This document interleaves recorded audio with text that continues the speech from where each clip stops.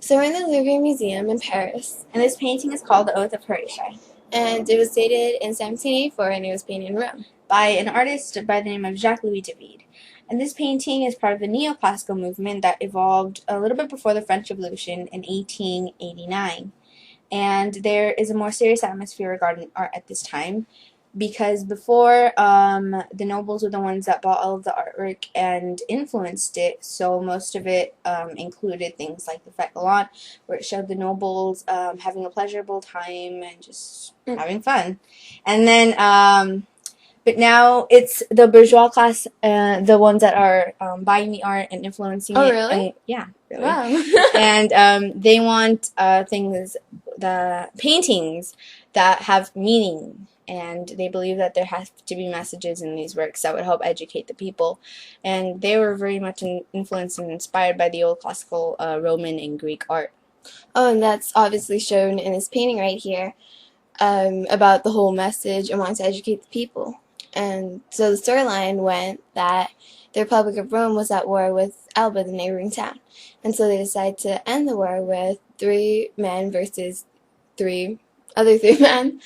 And so the problem here was that one of the Horatti brothers was married to one of the Horatti women, and then one of the Horatti women was engaged to one of the Horatti men.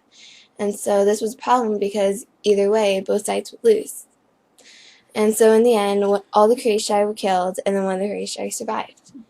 And so he returns and hears that his sister is appalled and totally distraught and pissed at him in every single way because he killed her husband. And her brother is also gets pissed off at her because she's like complaining to him about and he how doesn't. she doesn't really think about how he went to go do it because of his pride in his country and all that kind of thing. Or about the survival of Rome. Exactly, yeah. She's just ruled by her emotions, which goes completely against the Enlightenment ideas of how everything should be about logic and thinking things through and sacrifice for one's country, which is what those 3 Horatti brothers and the 3 Horatti brothers try to do for their own country. Yeah, they're very stoic and they're very serious about the oath in that painting, and they're also very still. They're not moving. Well, the whole painting is very stoic. There is no movement, but if you compare the way the bodies are being held with the brothers and the woman in the corner, it's very different. Where the women are weeping, the brothers are very heroic. And they're just standing there with like their arms straight and all that kind of thing. They're just very serious faces. They're completely focused and dedicated to what they're gonna do, while the women are just thinking about what's really gonna happen with the people that they love and all that thing. Yeah, and that's one of the characteristics of the neoclassical.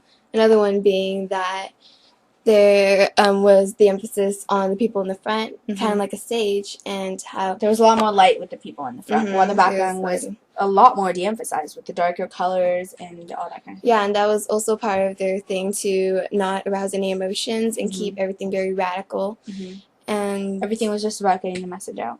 There was the colors here are as to not interfere with the point of what's happening. And the point was that they wanted to emphasize patriotism and duty towards the state. There's a very frozen quality about the painting, where action ceases since action creates, again, an emotional response. It's more of a snapshot here.